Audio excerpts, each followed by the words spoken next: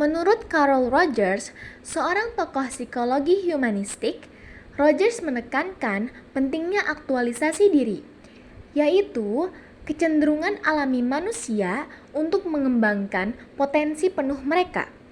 Dalam konteks makanan, ini bisa berarti bahwa seseorang yang sehat secara psikologis akan membuat pilihan makanan yang mendukung kesehatan dan kesejahteraan mereka. Setiap orang memiliki pemikiran yang berbeda-beda, terutama tentang dirinya sendiri. Tak hanya itu, tak banyak orang tahu dan paham bagaimana makanan bisa mempengaruhi diri kita sendiri. Pemerintah Indonesia terus berkomitmen meningkatkan kualitas generasi muda melalui berbagai program yang mendukung kesehatan dan gizi optimal. Salah satu terobosan penting adalah program makan gratis yang menyasar pelajar dan masyarakat kurang mampu. Ini dirancang untuk menekankan angka stunting, memperbaiki asupan gizi, sekaligus menanamkan kesadaran akan pentingnya pola makan sehat sejak usia dini. Kementerian Kesehatan 2023 menunjukkan bahwa sekitar 21,6% balita di Indonesia menderita stunting akibat kurangnya asupan gizi berkualitas. Sementara itu, Badan Pusat Statistik (BPS) melaporkan 8,36% penduduk Indonesia masih hidup dalam kemiskinan, yang membatasi akses mereka terhadap makanan bergizi. Nutrisi merupakan salah satu masalah besar di suatu negara yang berkembang. Asupan nutrisi yang cukup pada anak itu dapat membantu pertumbuhan fisik, fisiologis, fungsi kognitif anak, dan pertumbuhan imun itu sendiri. Nah, studi mengatakan bahwa asupan omega 3 pada anak itu dapat membantu pertumbuhan sel otak dan kemampuan belajar pada anak itu sendiri.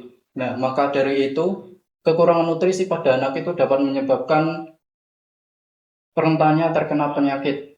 Kekurangan nutrisi pada anak itu sangat berpengaruh terhadap sistem kekebalan imun pada anak itu sendiri, sehingga lebih rentan terkena penyakit, sehingga pertumbuhan kognitif pada otak anak itu menjadi terganggu.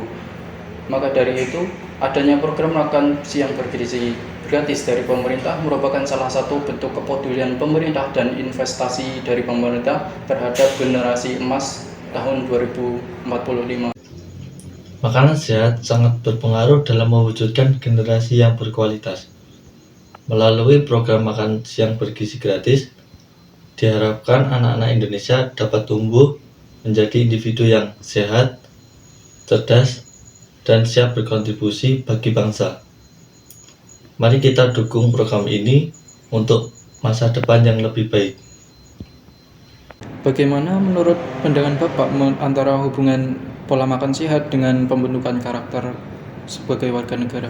Oke, kita berangkat apa itu karakter gitu ya. Jadi karakter itu berangkat dari sebuah urutan-urutan cerita nih gitu ya. Cerita pertama adalah siapa orang berani menabur sebuah pengetahuan, dia akan memperoleh sebuah tindakan. Nah, ketika orang bisa berani menabur sebuah tindakan, akan mencapai sebuah kebiasaan. Nah, sebuah kebiasaan itu berani menabur sebuah kebiasaan, maka diperolehkan sebuah karakter. Nah, itu cerita karakter di situ. Nah, kalau kita kontekkan penciptaan karakter dari temanya apa? Makan sehat. Maka disitulah perlunya sebuah pemikiran, tindakan, kebiasaan, kemudian karakter, habit. Nah, habit ini program ini harusnya dilakukan secara terus-menerus, akan terbentuknya karakter. Nah, apabila program ini tidak terus-menerus, maka karakter nggak akan terbentuk karena bukan menjadi kebiasaan. Nah, harapan kita, mungkin negara juga, kebiasaan untuk makan sehat bukan kemudian dikasih terus oleh pemerintah.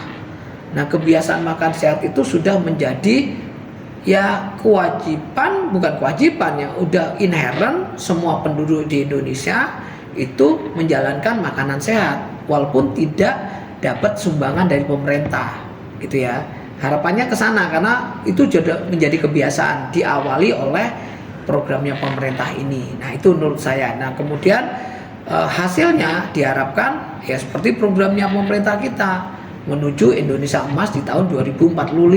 Nah, itu targetnya dengan cara mengurangi itu kekurangan gizi, stunting dan macam-macam itu ya, dari baik itu untuk anak maupun ibunya waktu itu. Akhirnya berdampaklah menjadi Indonesia Emas tuh nantinya di tahun 2045.